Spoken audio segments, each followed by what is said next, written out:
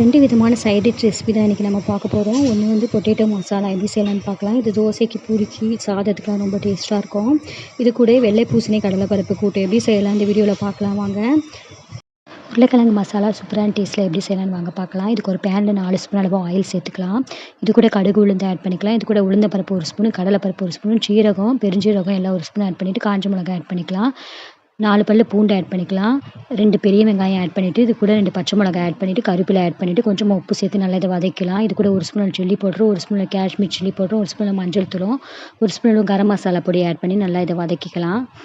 அடுப்பை சிம்மில் வச்சுட்டு நல்லா வதக்கினதுக்கப்புறம் இது கூட நம்ம 2 தக்காளி ஆட் பண்ணிவிட்டு நல்லா வதக்கலாம். இது கூட 1 ஸ்பூன் அளவு ஹோம்மேட் மசாலா பொடி ஆட் பண்ணிக்கலாம். கொஞ்சமாக தண்ணி சேர்த்து மசாலா தக்காளி வெங்காயம் நல்லா குக் பண்ணி எடுத்துக்கலாம். இந்த மாதிரி கொதித்து நல்லா வர டைமில் நம்ம வேக வச்சுருக்க உருளைக்கிழங்கு, நான் வந்து ஒரு 1/2 கிலோ உருளைக்கிழங்கு வந்து இதில் சேர்த்துட்டு நல்லா மிக்ஸ் பண்ணிக்கலாம். இப்படி அடுப்பை சிம்மில் வச்சுட்டு இது லைட்டாக நல்லா குக் ஆனாலே நல்லா மசாலா ஸ்டேஜுக்கு வந்துடும். இது கூட கொஞ்சமாக ஆயில் சேர்த்துட்டு கடைசியாக கொத்தமல்லி கருவேப்பிலை தூவி நம்ம அடுப்புலேருந்து இறக்கினா சூப்பரான உருளைக்கிழங்கு மசாலா வந்து ரெடி ஆகிடுச்சு. சப்பாத்திக்கு, பூரிக்கு, சாதத்துக்கு ரொம்ப டேஸ்ட்டாக இருக்கும். கண்டிப்பாக ட்ரை பண்ணி பாருங்கள்.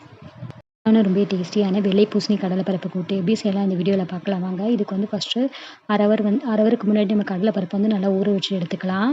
இப்போ வந்து இந்த வேக வைக்கிறதுக்கு நம்ம கடலைப்பருப்பையும் வெள்ளை பூசணிக்காயும் நம்ம இந்த மாதிரி தண்ணியில் போட்டு நம்ம வேக வச்சு எடுத்துக்கலாம். இது கூட கொஞ்சமாக உப்பு சேர்த்து நீங்கள் குக்கரில் கூட வேக வச்சு எடுத்துக்கலாம். இந்தளவு தேங்காய் ஒரு மிக்ஸி ஜாரில் சேர்த்துக்கலாம். கொஞ்சமாக பெருஞ்சீரகம் ஆட் பண்ணி நைஸாக அரைச்சி எடுத்துக்கலாம்.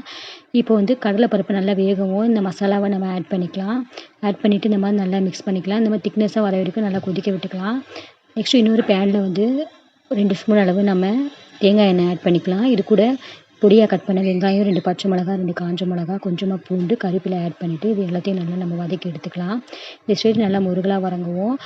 நம்ம கடலைப்பருப்பு வெள்ளை பூசணி கூட்டு நல்லா திக்னஸாக ஆகிடும். இந்த தாளிச்சு எடுத்து நம்ம இதில் சேர்த்துட்டு கடைசியாக கொத்தமல்லி தூவி அடுப்புலேருந்து இறக்கிட்டா சூப்பரான டேஸ்ட்டில் வெள்ளை பூசணி கடலைப்பருப்பு கூட்டு வந்து ரெடி ஆகிடுச்சு. இது வந்து சைட் டிஷ்ஷாக சாப்பிட்டிங்கன்னா ரொம்ப டேஸ்ட்டாக இருக்கும். கண்டிப்பாக இதை ட்ரை பண்ணி பாருங்கள்.